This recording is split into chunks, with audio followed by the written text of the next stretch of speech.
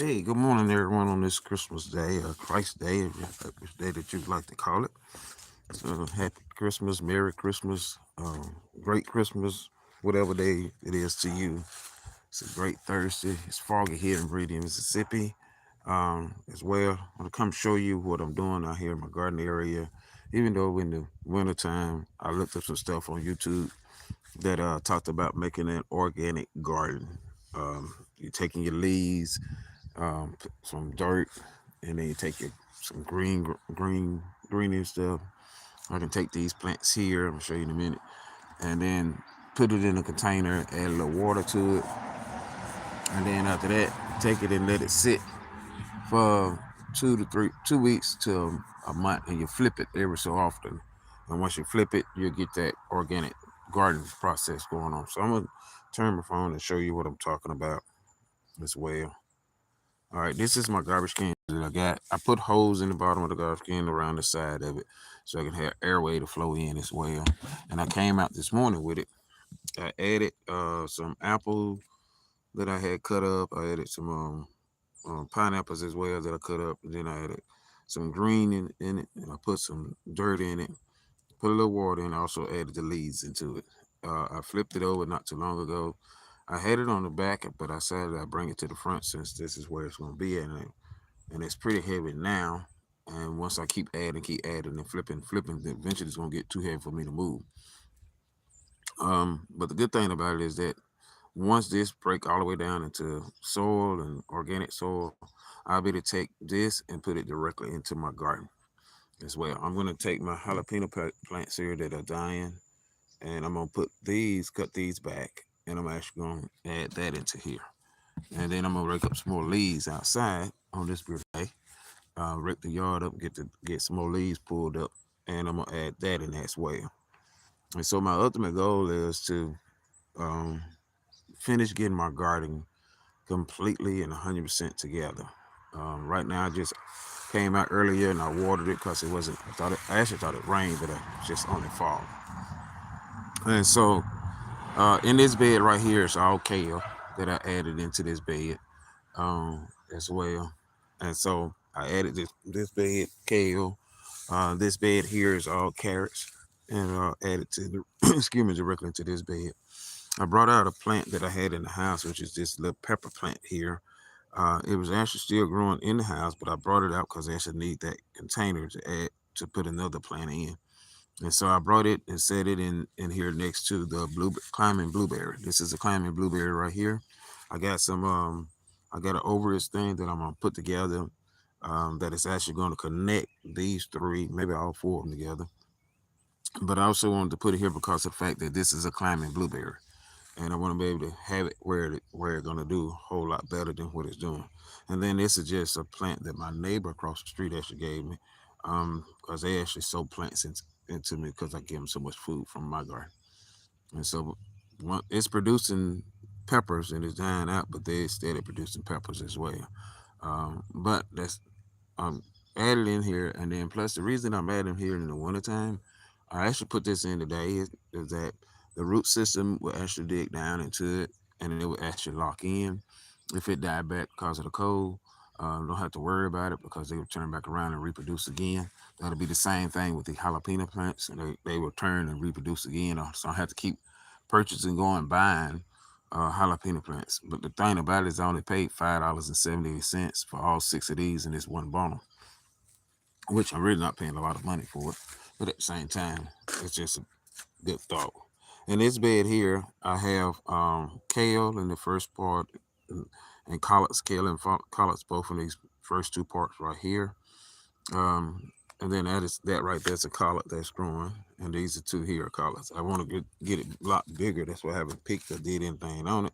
I actually want to get it bigger than what it is. So I'm kind of waiting on it to kind of come up and do what they need to do. Here is swift chard and okra that I planted here in this bed, and again, it's not coming up yet.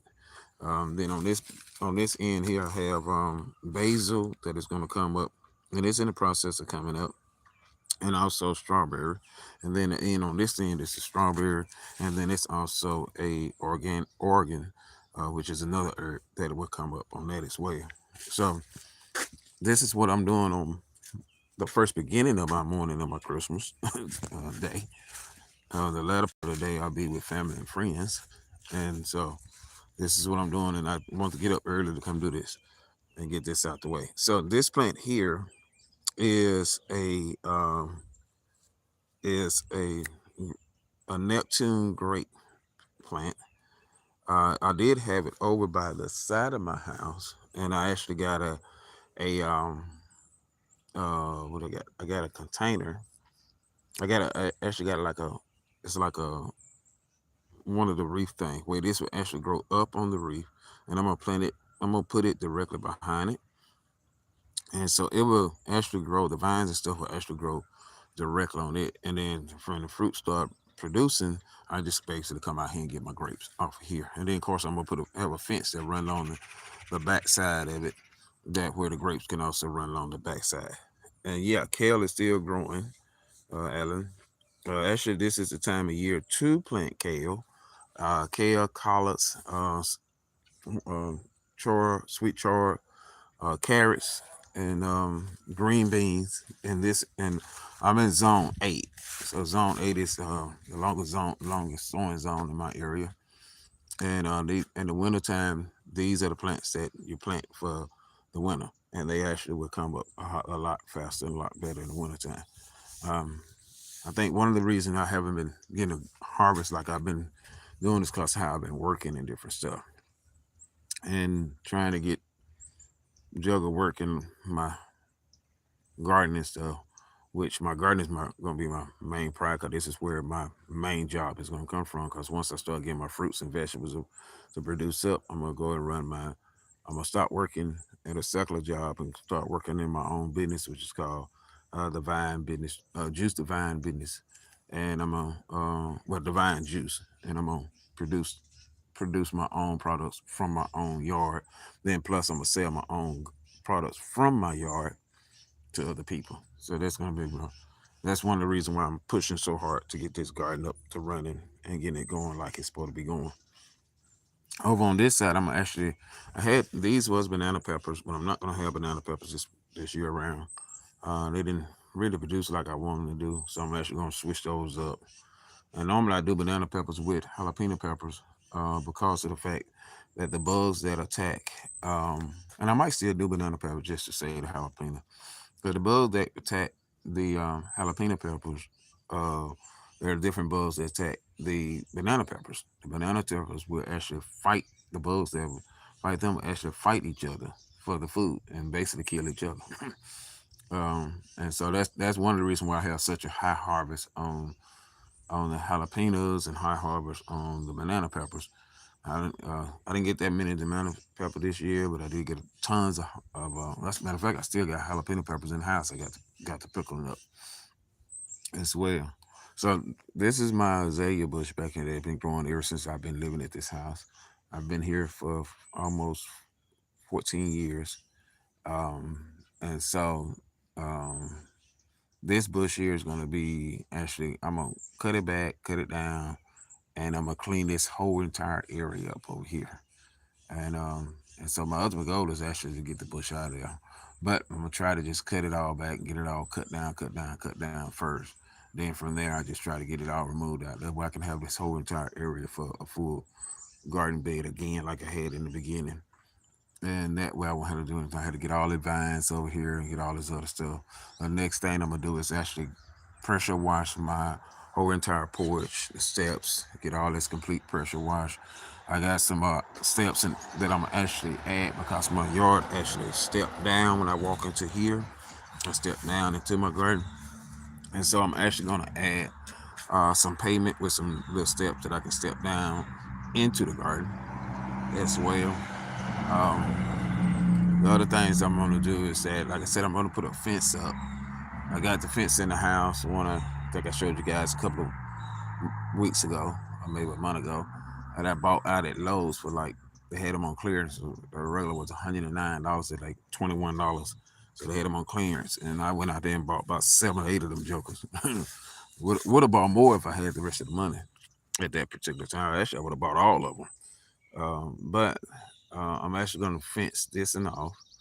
I got up this morning and I was taking my puppies out, and I looked out the window.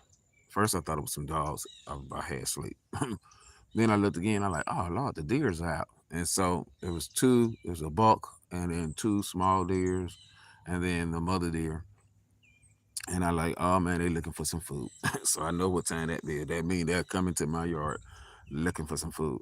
Last year, when I had the garden, I think my friends told me that they seen at least 6 or 7 deers in the yard. So I'm in the city, can't kill them.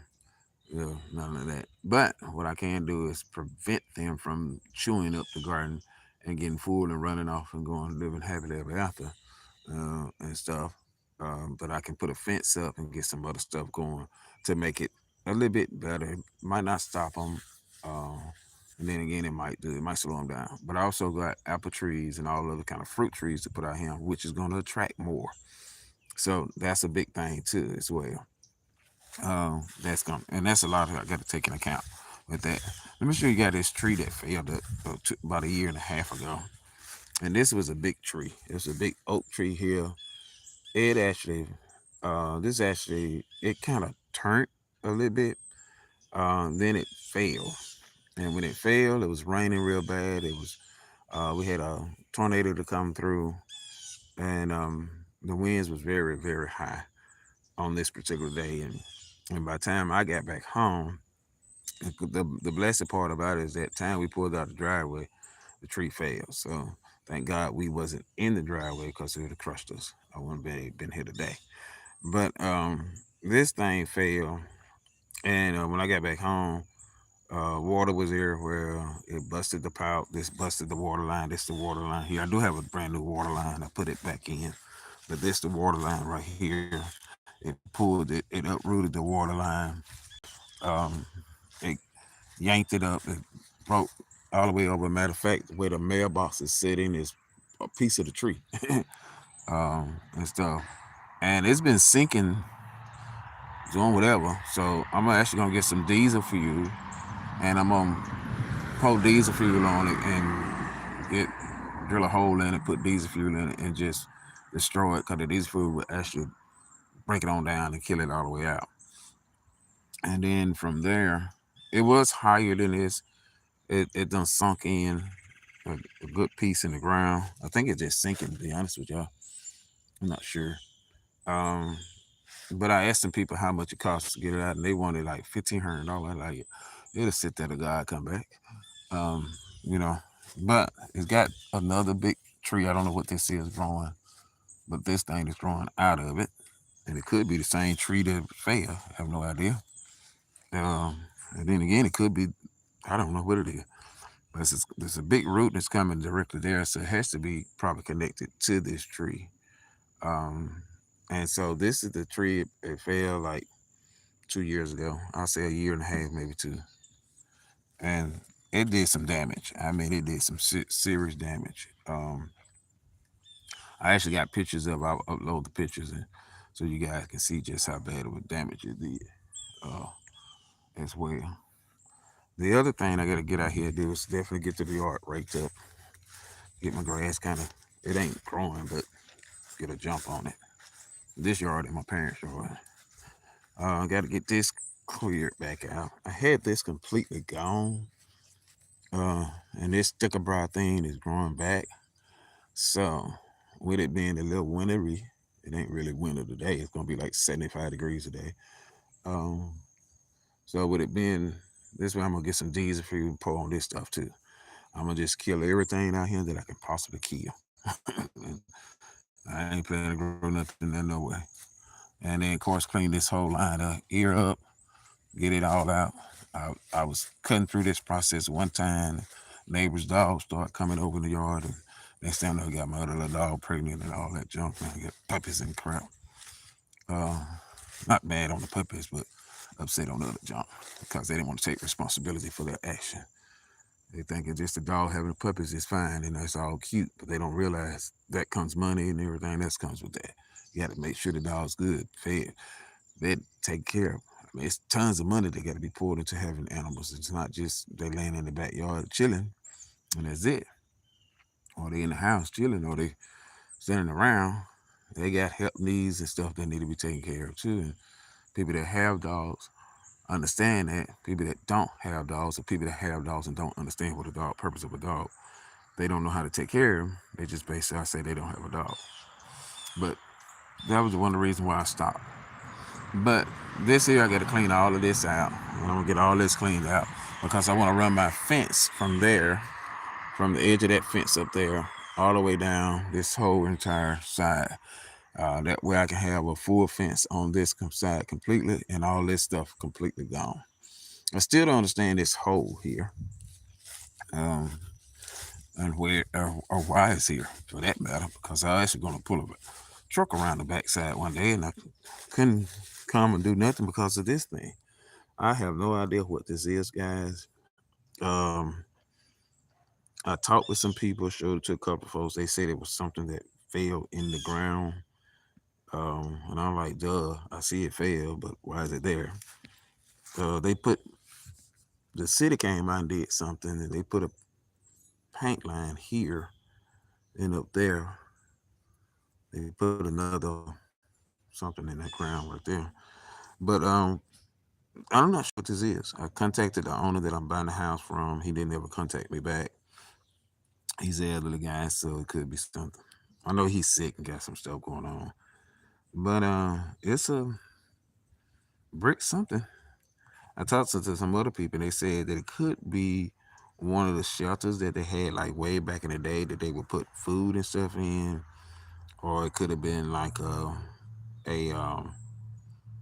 shelter that they had built, like a storm shelter, and it just, and since right, it was grew over it, and that it could have been a number of things on that. But anyway, it goes back behind this, and I can't really see it till I clear all this stuff out and clean all this mess up and everything to see exactly what it is.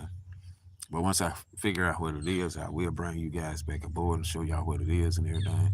And then eventually I'm gonna fix it because I still need to get to my fence in the backyard.